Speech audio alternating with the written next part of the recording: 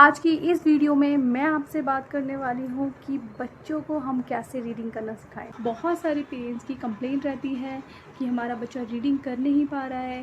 वो बच्चा 4 साल का 5 साल का हो गया है, अभी तक उसने रीडिंग शुरू नहीं किया है, या वो वर्ड रीडिंग नहीं करता है, सेंटेंस रीडिंग नहीं करता है, या कुछ बच्चे रीडिंग करना शुरू तो कर देते हैं पर वो अटक अटक के पढ़ते हैं, या कोई बड़ा वर्ड आ जाता है तो वो उसको ब्रेक करके नहीं पढ़ पाते हैं।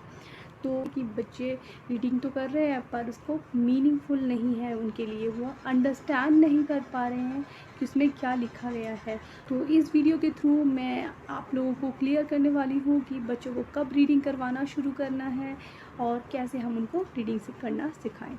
तो इसी नोट के साथ मेरा नाम है वैसाखी पॉल और मेरे इस चैनल पे बच्चों से रिलेटेड सारी एक्टिविटीज़ आपको मिल जाएंगी, एकेडमिक्स से रिलेटेड वीडियोस भी आप मिल जाएंगी। तो अगर आप मेरे चैनल पे आज नए आए हैं तो इस चैनल को सब्सक्राइब कर लीजिए और बेल बटन को भी ऑन कर लीजिए ताकि मेरी लेटेस्ट वीडियोस आपसे मिलती रहे आपको time to time. Let's start. First point कि बच्चों को रीडिंग कब शुरू करवाना चाहिए।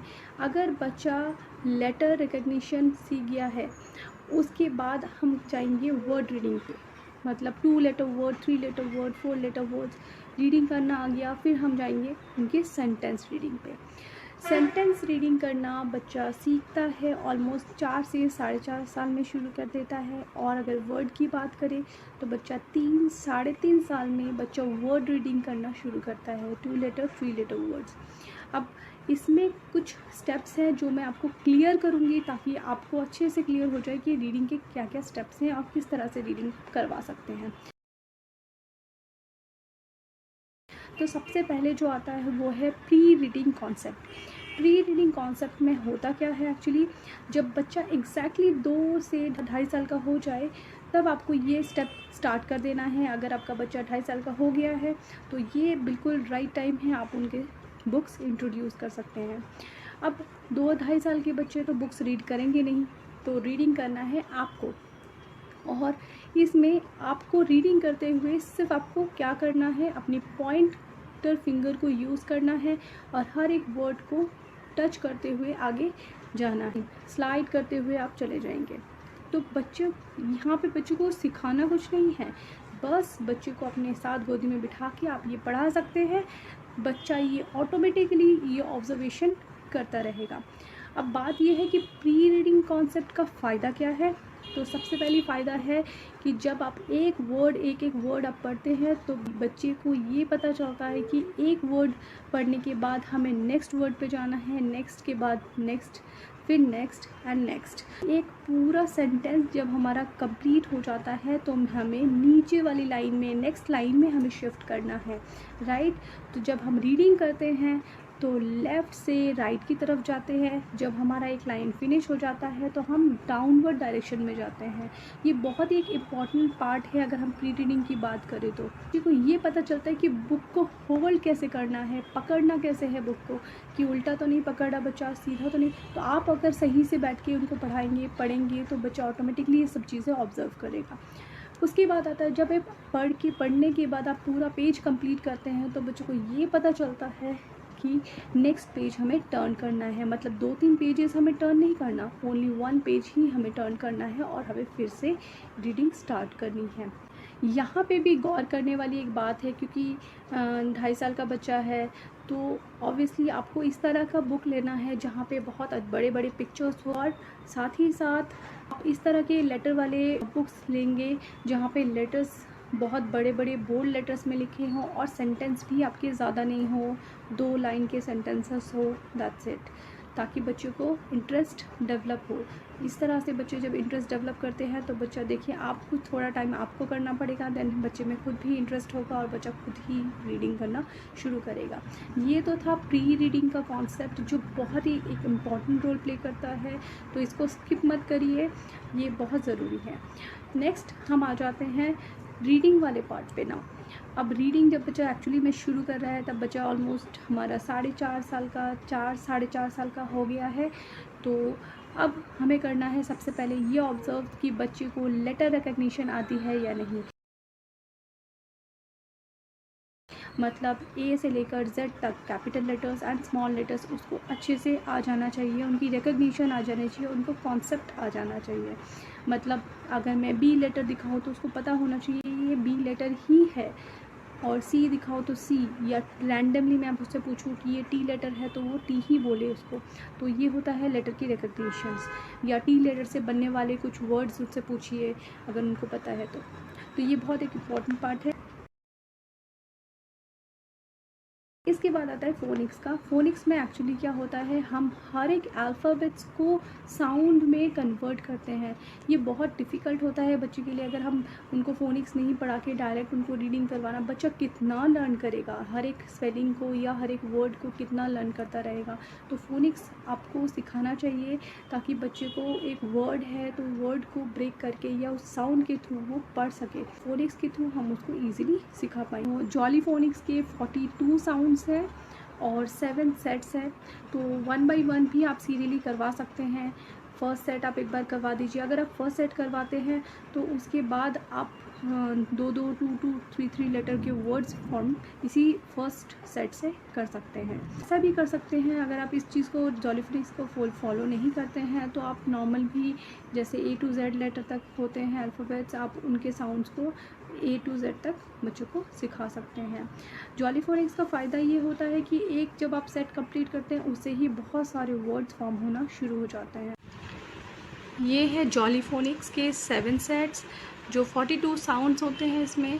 फर्स्ट सेट में आप देख सकते हैं SATIPN, CK, सेकेंड सेट में CKEHRMD, थर्ड सेट में GOULFBAI, फोर्थ सेट में AIJOAIEEEAR and so on.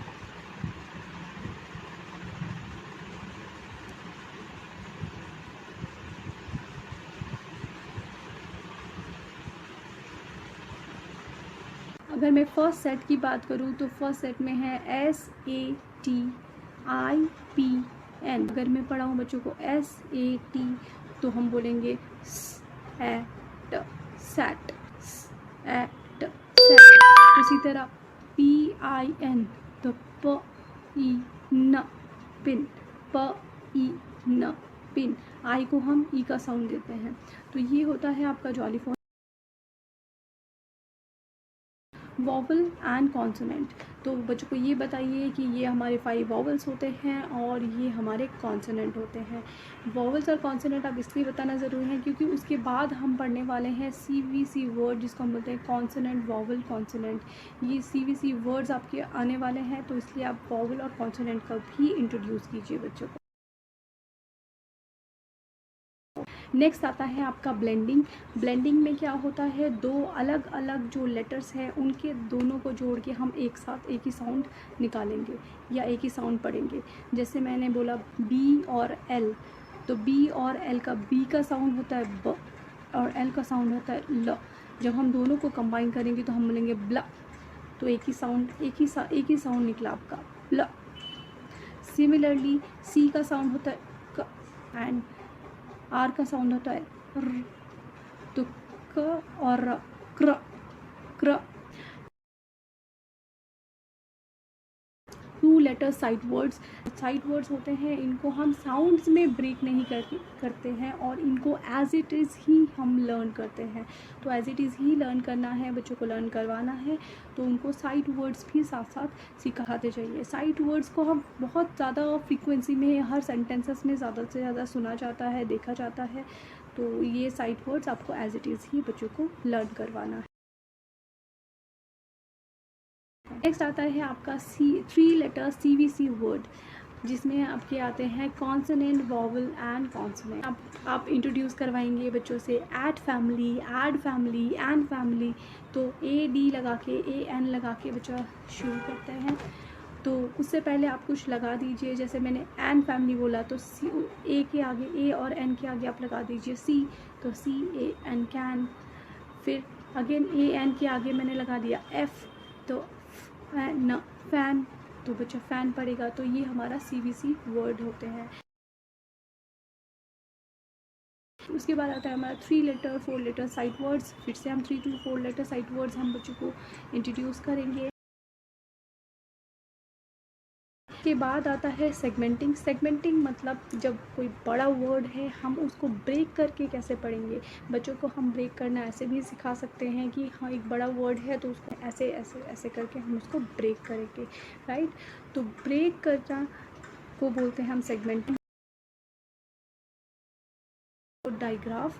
Digraph क्या होता है, जब हम दो अलग अलग लेटर्स को पढ़ते हैं एक साथ तो एक डिफरेंट साउंड प्रोड्यूस होता है। इस लेटर का एक अलग साउंड है, इस लेटर का एक अलग साउंड है, बट दोनों को जब हम एक साथ पढ़ेंगे तो एक ये अलग ही साउंड देगा, या फिर हाँ दोनों लेटर में से किसी भी एक लेटर का साउंड ही आएगा।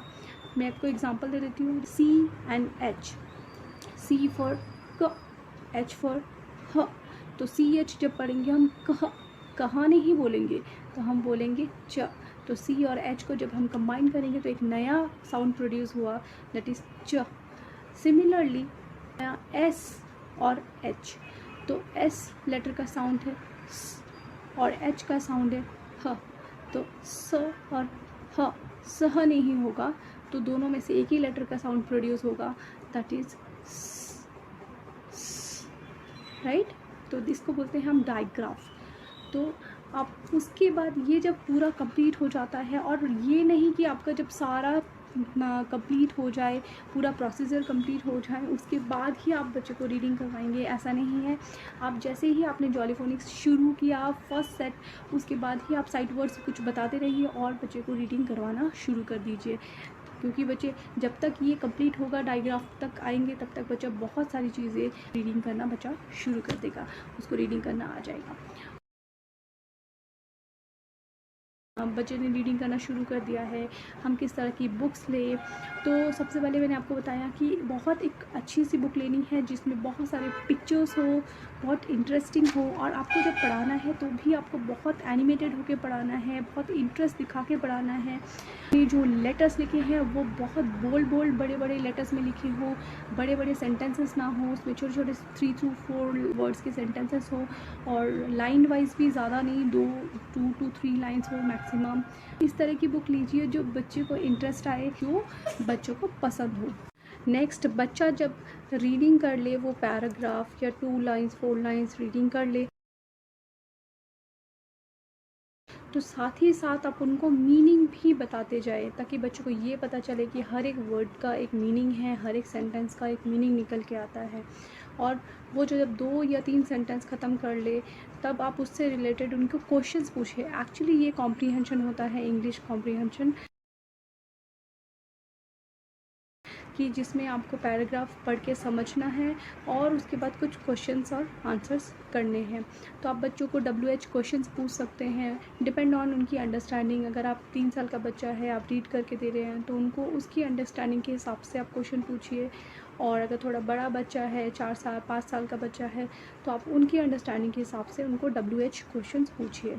तो इससे पता चलता है कि बच्चों को कितना समझ में आया रीडिंग करके, और उसको हमेशा इस तरह से ही रीडिंग करने की आदत डाल दीजिए।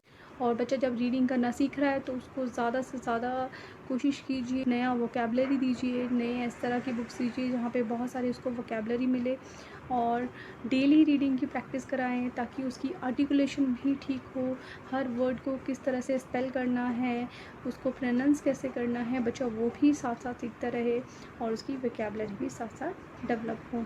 तो आपको रेगुलरली उसको प्रैक्टिस करवाना है। अगर वीडियो अच्छा लगा है आपको तो एक लाइक तो बनता है, एक लाइक कर दीजिए। इससे रिलेटेड अगर आपको कोई और वीडियोस भी चाहिए, फोनिक्स से रिलेटेड वीडियोस चाहिए, तो मैं डेफिनेटली इस पर एक वीडियो बना दूँगी, तो आप मुझे कमेंट सेक्शन में मेंशन कर दीजिए। और thank you for watching this video. Take care and bye bye.